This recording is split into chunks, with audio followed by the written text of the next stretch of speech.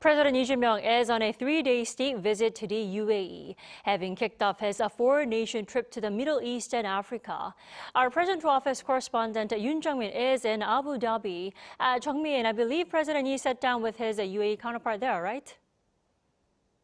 You're right, Dami. So I'm currently at the Korean Press Center in Abu Dhabi, and the talks here in Abu Dhabi began with an official welcoming ceremony at the UAE Presidential Palace for the South Korean leader who's visiting the country for a state visit. The President Lee Jae Myung was greeted by the UAE's President Mohamed bin Zayed Al Nahyan. There was a 21-gun salute, a traditional UAE performance, and an air show to welcome the South Korean president. The leaders also inspected a guard of honor. The leaders held talks followed by expanded talks and the signing of MOUs. Cooperation on AI, the defense industry, and culture would have topped the summit agenda. 확고한 신뢰와 상호 존중 그리고 형제의 정신을 기반으로 앞으로 어떤 외부의 상황 변화가 있더라도 결코 흔들리거나 후퇴하지 않도록 더욱 견고하게 발전시켜 나가기를 바랍니다. The special strategic partnership between Korea and the UAE has been bearing fruit in many areas. The economy, energy, high technology, culture and defense are only to start with. The UAE is the only country in the Middle East to have established a special strategic partnership with Korea, and the region is deemed crucial for South Korea's exports of key items.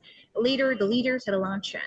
I should note that streets here are fully prepared to welcome the South Korean leader, having installed flags of the two countries side by side along the streets around the presidential palace and the airport. Some of the iconic places in Abu Dhabi, including ADNOC headquarters, were lit up in the colors of Korea's Taegukgi flag. I see. Now, Jung-min, ahead of the summit, President Lee had an interview with a local newspaper there. What were the key messages? So cooperation with the Arab nation largely was front and center. And in an earlier interview with a local newspaper, Al Etihad, the Korean president said the summit will lay the foundation for a new centennial phase in relations between the two nations.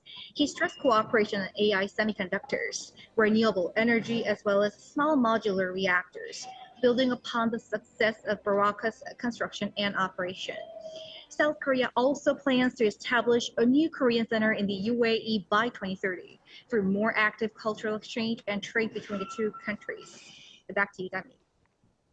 All right, Jung-min, thanks for that coverage. That was our top office correspondent, Yoon Jung-min, live from Abu Dhabi.